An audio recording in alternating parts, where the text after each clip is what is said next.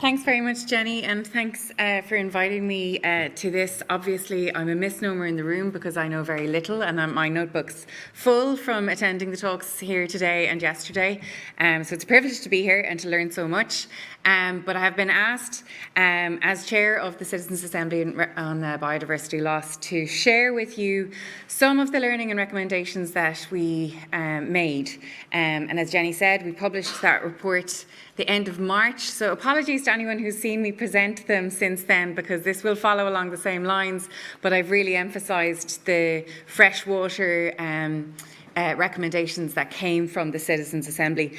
And just to start from the outset and let you know, there was 159 recommendations made by the Citizens' Assembly, a phenomenal amount, and arguably maybe too many, and I did suggest to the members maybe we could pare it back, but they were so frustrated with the state of biodiversity loss in Ireland and so disappointed with the lack of action that's been taken by multiple governments across decades, that they really wanted to have, yes, we will have our high-level recommendations, which they did, similar to many other citizens' assemblies, and then they went down on a sector-by-sector basis and basically came up with a blueprint. So I'm going to focus on the freshwater ones today, and I really wish I'd taken Caroline's idea. I should have given you all a QR code. The full report is on citizensassembly.ie, and please take the opportunity to read it. The Irish Times editorial said it was a very accessible read, and I'm very proud of that. It might look long, but actually you only need to read one chapter of the recommendations, and after that it's mostly summarising the talks, and the talks are all on YouTube as well, so if you're bored at any point I recommend going to see them. So I really want to start off with what is a Citizens' Assembly, because there's a lot of misconceptions out there. So before anyone attacks it of it's just a focus group and isn't that what our politicians are for anyway, it's a different process. It is another tool in our belt of democracy to inform policy. So while we have policy advisors and policy advisory groups, this is another way of just capturing what does the person on the street know about and think about a particular topic. So the Oireachtas decide what a Citizens' Assembly will talk about, and they vote and they pass that, and our one was passed in February 2022, and everyone agreed on it. There was no dissenting voices across the Oireachtas in that. It's a way of having conversations with people both listening and talking, and it's important that these people don't have to worry about votes and they don't have to worry about electoral cycles. So what you get out of it is an informed, reflected opinion that is a majority consensus. And I personally was blown away by the process, because I really saw from start to finish how people with completely different views could respect that, yes, we still hold different views, but the majority consensus will come out of this room, and they carefully went through the wording in every single recommendation. And I'm happy to talk about that later with anyone that wants to ask any questions on it. But Matt Crowe in his talk yesterday talked about, stakeholders and public engagement, and I really think it's a great example of that, but also the members of this Citizens' Assembly outlined throughout their recommendations that for any policies that are made, we have to have meaningful engagement with stakeholders and with members of the public. And just to let you know, there's been over 600 examples identified by the OECD of Citizens' Assemblies across the world since the 1980s. So it's really growing as something that's important to democracy, but obviously Ireland is a shining light, because we've had citizens' assemblies that have really truly transformed our society, and I'm very hopeful that the biodiversity loss will follow in that footpath, because we saw marriage equality, etc., but also the climate action, or the Citizens' Assembly on Climate led to the Climate Action Plan and the bill that we saw last year. So things might be looking a little bit slow, but they do actually influence and inform policy. And as I say, hopefully this one will do the same. It's just gone to a joint Oireachtas committee. I'll be addressing TDs and senators in 2 weeks' time, and we're told that we'll have a response from government on the Citizens' Assembly report by the end of the year. So that sounds hopeful. Who are the citizens in the Assembly? Because again, something that I get asked a lot, well, they must all be retired teachers if they had this time to give up. And I promise you they are not. How are they chosen? They're actually not necessarily citizens, because previous to this, other citizens' assemblies only invited people who were on the electoral register.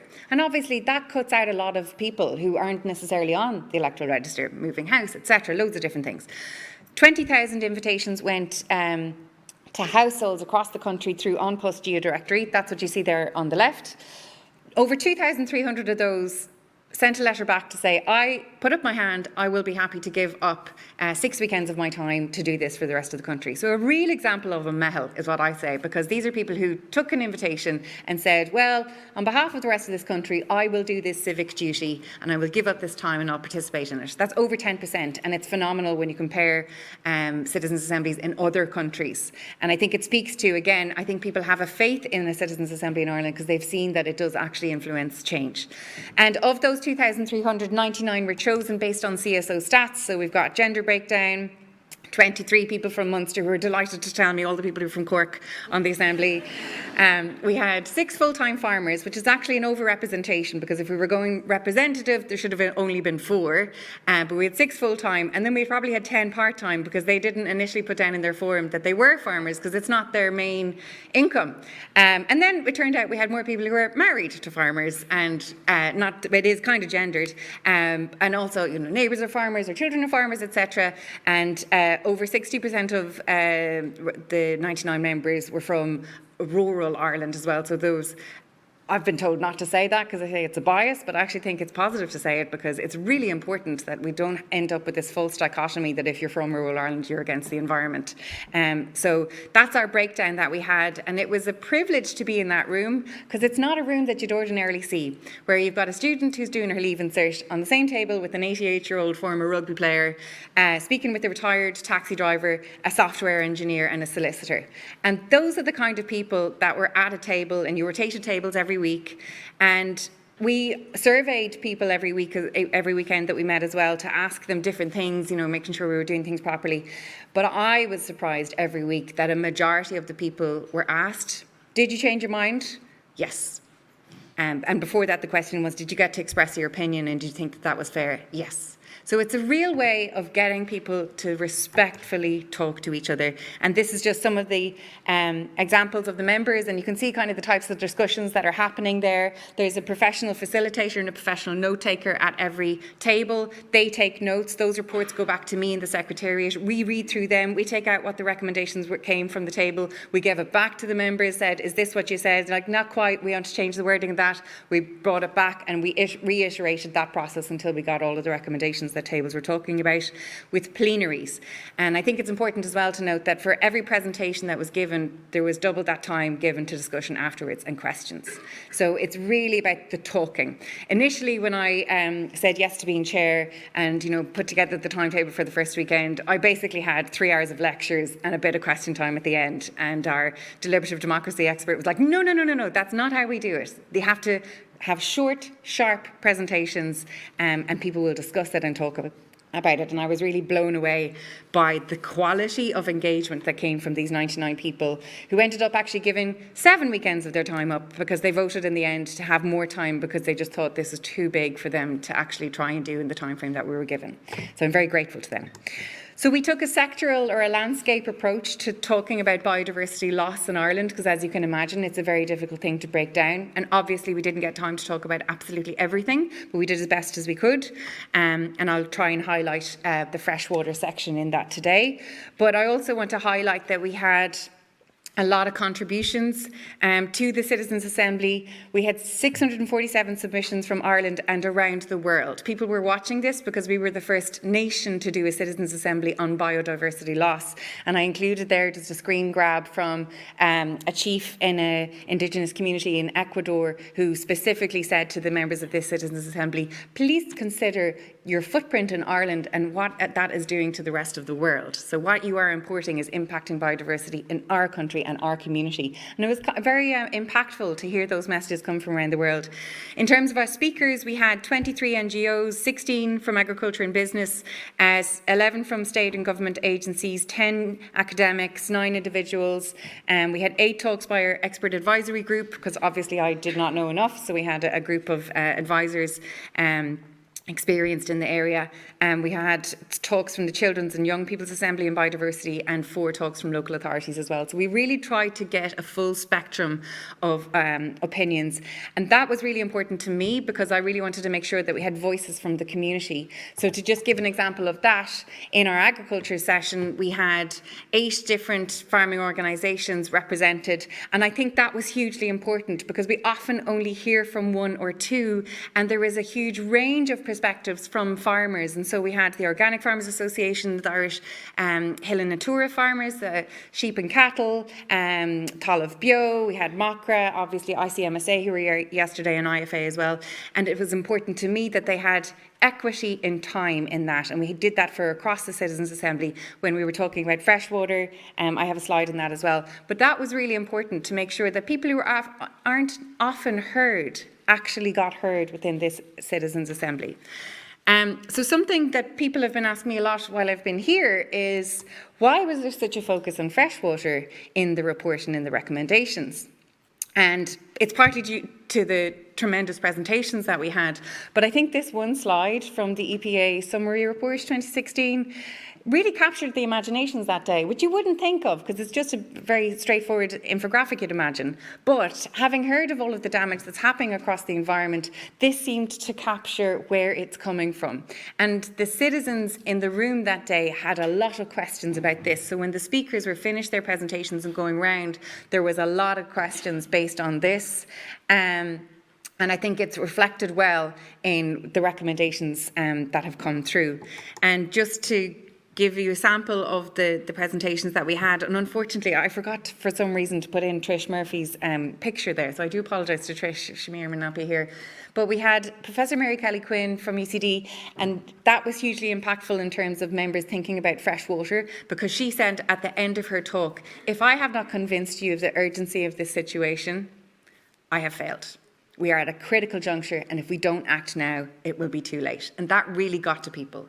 And obviously then we had talks from all the different types of groups from across the country. We had Colin Gallagher, who is from an angling association, who were trying to take an illegal mine to court because it's really damaging freshwater in his area. So it was hugely, hugely impactful. And I think hearing from scientists and hearing their desperation was very moving for the citizens in this assembly, because they heard that we're, losing our freshwater species faster than any other ecosystem, that it's an invisible tragedy, that we had over 500 pristine waters in the 1980s and 32 today. That was a figure that came across as well. And also the analogies that our rivers are the blood supply of the country almost, and that our wetlands are the kidneys. And those types of analogies really came through with the Citizens' Assembly. And also, speaking to all the stats that we've been hearing the last couple of days, but I just wanted to take a couple of images that I think were very impactful as well, or came across in all of the conversations. Because even though I thought some of the other sessions were going to be hugely depressing, it ended up that freshwater had the lowest mood in the room after that session. Like, people were depressed going to lunch, going, I cannot believe we didn't know how bad things were. Why haven't we been told things were this bad? Why aren't things happening? Like, people were kind of irate and frustrated at it, and hence it's led to the recommendations. And I think what's important about it, and we've seen it across the presentations that we've had here the last 2 days, is that everybody has their own take on it. Everyone has a personal example. So I think this is really important when we're talking to publics about fresh water. Everybody has their own take. And this for me is Lough Carra. This is where I grew up. It's a beautiful marl lake, but you wouldn't really go swim in it now, and you definitely wouldn't bother fishing in it anymore because it has been very much damaged. Now, there's a great life project that's happening, but it's something that within 30 years you can just see the devastation that has happened. And I think everybody has that type of everyone has an example that they can look at like that, particularly for freshwater. Now, I think the aircon's gone off, so you're all going to fall asleep, so I'll try and keep the energy up. But it's not easy when you're talking about biodiversity loss, because it is very depressing. And I think it's important that we own up to the fact that, yes, our country is a beautiful green, but actually a lot of the damage is very much masked by that when we don't understand what it is supposed to look like. Hedgerows that are constantly been removed. Beautiful Connemara that I have always loved, and now realise, oh God, it should be full of trees. The state of our coastal waters, etc. I'm not going to bore you with the statistics on it, because I don't want to depress everybody as we're going, but needless to say, it's something that we have to act on now, and that's very much what the members took, and they took that to heart and they ran with it, because they interrogated every piece of information that they heard. They disagreed, they changed their minds, they were respectful of each other, and between the jigs and the reels, over a couple of months we came up with the recommendations. And Dr. David Stiles yesterday said we need a vision of what the country is supposed to look like, because that's what we'll have to act towards. And that's basically what the members have in their recommendations 1 and 2. The first is that the state should take prompt, decisive, urgent action to address biodiversity loss and restoration, and must provide leadership. And I think that's hugely important when we see what can happen when there's lobby groups and private interests that are speaking to politicians with far more resources maybe than the environmental groups are. The second recommendation, the state has comprehensively failed to adequately fund, implement and enforce the existing legislation, policies and laws and directives that we have. This was something that was hugely frustrating to the members, because the first thing that they thought, well, right, we obviously don't have the laws and policies there. We got the experts in on that, and they said, no, we have all of them. They're just not being implemented and enforced. And so they wanted that to kind of be front and centre. But as I said, I don't want to leave everyone depressed. And I think there's a good news story in this, because the members have come up with their reckoning of what the country needs to do, and that everybody can play their part, of course, but it needs to be top down in terms of policy level as well as bottom up in what we can all do. So I have probably taken the wrong tack on this, because I've written out the recommendations, but I don't expect you to read them. I'm going to gloss over them. But first, that the ambition of the state needs to be increased. The responsibility of implementation and enforcement needs to be clear. There's a lot of things that seem to fall through the gaps. Now, it's very heartening to be at this conference and see all of the good work that's being done and the collaboration that's happening between groups and state agencies, etc. But this probably needs to be more coherent across the board. And then providing and communicating and implementing a plan. Who is going to do that? And government need to decide who can do that. I think it's hugely important that we all keep in mind that we exist within nature, and our economy is a subset of nature, not the other way around. And if we continue to ask nature for more and more and more, it will collapse and the economy will collapse. And that is another recommendation from the Citizens' Assembly. And if anyone is interested in hearing more about that, there's a great New York Times video on Das Gupta, who's an economist from the UK, who the UK government asked to write a report on it, which they silently shelved, but it's very good. The summary I would very much recommend. And we had different economists come in and speak to us, but it was actually this type of approach that members kind of resonated with, from Kate Rayworth, who was talking about donut economics. So it's kind of in that same zone. Also, I wanted to highlight, because it's very important today, that the members in this Citizens' Assembly asked that government play a leading and supportive role in the adoption and implementation of a new nature restoration regulation in the EU. I think it's very disappointing to see what's happening with that right now. Maybe we'll have good news by the end of the day, but who knows. Also, it got a lot of headlines that the members of this Citizens' Assembly said that everybody has the right to a clean, healthy, safe environment. That was established by a human right by the UN last year, and members of this Citizens' Assembly think we should have that in our constitution. They also said that nature should be protected within our constitution. Now, when I first heard this and I thought the members were going this way, I was like, no, that's a bit out there, lads, is it not? But actually, I was invited to speak to the UN General Assembly last month for Mother Earth Day. And actually, this is where an awful lot of countries are already going. There's already nature protection laws in Spain, in New Zealand, and a lot of countries in the EU are already considering this in constitutions. So while the Citizens' Assembly might seem a little bit out there, it's actually, for me, I feel it's another demonstration that the people are ahead of the politics on this, and it may come down the line.